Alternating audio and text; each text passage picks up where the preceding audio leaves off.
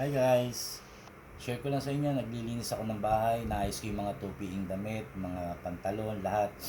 Gaya na ito, mga pinaglumaan ko, no? Ayan. I'm planning to donate or pamigay na lang. Tsaka ito, ah, yan. Mga pamimigay ko na lang siya. Tapos, ito pa. Ayan. Yan. Pamimigay ko na lang to. Ang bata, gagamit pa yan. Tapos, ito mga uniform, pang loob, pang kinder. Yan. Tsaka, yan. Mga polo. Bagong bago pa yan guys. Wala na kasing gagamit yan dito. Yan. Ito nga pala, P-uniform, Tomas Earnshaw, pang kinder. Ito. Yan. Tapos, palda. Ayan, maraming palda to. 3 yata to, 4. Yan. Yan, mga pamimigay or i-donate ko na lang. Para pakinabangan naman ng ating mga kaibigan. Tapos ito. Yan. Medyo luma pero pwede pa yan. Kasi nakapag-pack na ako ng marami. Ito, ayan. Assorted to. Ayan, assorted dyan. Tsaka nga pala, ito, mga laruan. Ayan, dami yan. Para wala nang tambak dito sa bahay. Linis na.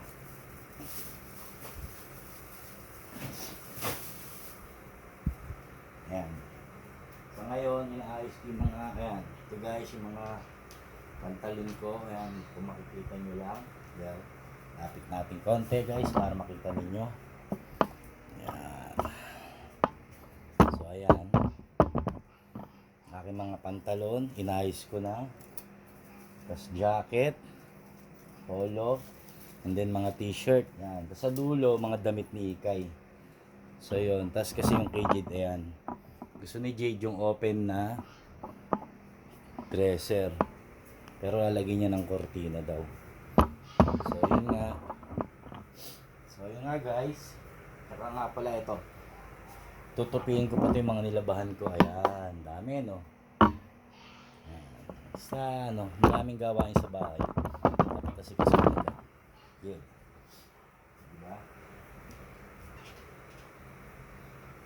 Gaya na ito, original to na Mr. Lee, kaso pinaglumaan ko na, tsaka may damage na sa tuhod dahil gamit ko sa work dati.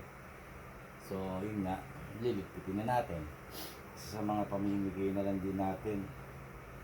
Pwedeng gawin nga ito short pala yun. Ano, ito ko naisip. Hop, back up. Gawin ko na lang short to, sayang. Ganda pa ng kulay. Lipitin lang. Tapos tatayan ko dulo. Ano pa pagiging silbi ng marunong ako magtahi?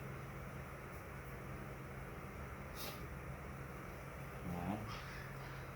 Well, of course, yung mga pantalon ko na medyo luma pero wala naman damage, eh, pwede pang magamit. So, ilalabas ko na rin kasi magagamit ko naman siya. Diba? Doon sa mga maaarteng tao, huwag kayong magsuot ng luma. Ito nga luma oh, pero pag sinuot mo siya ng maayos, sasabihin, acid wash. Yan. So,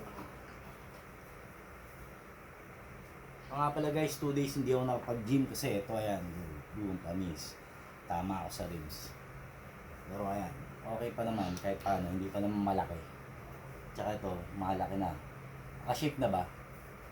Nagkaka-shape na, no? Good na, no? Good na yan.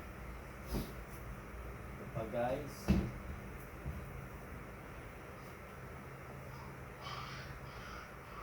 Ito parang wala pang tama to sa tuhod eh. Although na, ang hindi ko lang gusto dito, ito kasi para siyang ano, may pagka jogger pants na skinny jeans. Hindi ko lang gusto sa kanya guys, ang babaw ng bulsa, ayan lang. Hindi nakalalim bulsa niya. Naglagay kang cellphone, kailangan malakas pakiramdam mo. Anyway, pwede ko nang gamit na rin to. Hindi naman kasi ako nag-aalis eh. Since na wala na ako ng work dahil nasa lumbar injury ko, plantar fasciitis, heel spur, ayun, tapos astigmatism, halo-halo. Sigad na lang bumubuhay sa akin. So yun na nga guys. Part 1, malinis na. Ito, luma akong short to. Ito, bihira akong magamit to eh. Parang may pagkatokong siya. Kasi tumaba na ako noon. I think kasya na sa akin ito ngayon.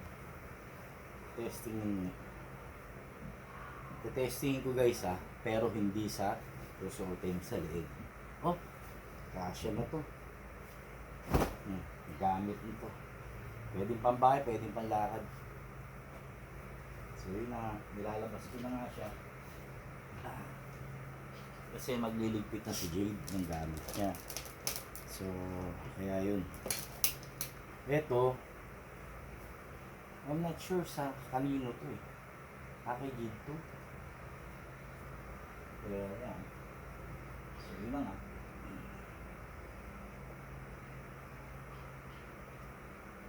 Gamit niya.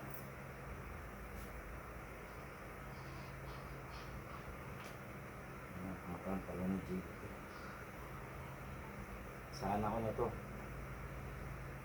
Ayusin ko lang para may transfer ko na yung ibang mga gamit. So yun nga guys, yun lang. Maraming salamat sa pagsubaybay ninyo. And always God first. Bye bye!